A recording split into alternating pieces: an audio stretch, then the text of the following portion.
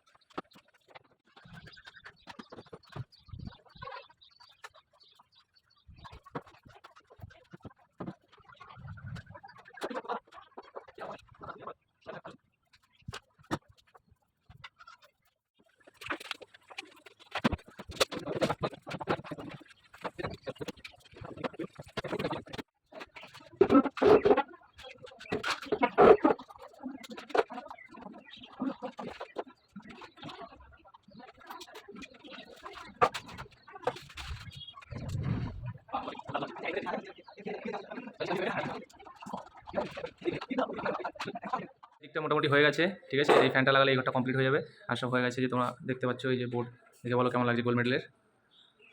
একটা একটা একটা ভাই ফ্যানটা লাগাচ্ছে। এটা হয়ে গেলে আমরা এই সেটটা ধরবো।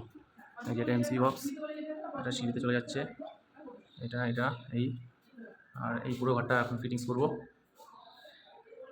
এই তো এটা এখন হবে, আর ওই সাইডটায় পরে হবে।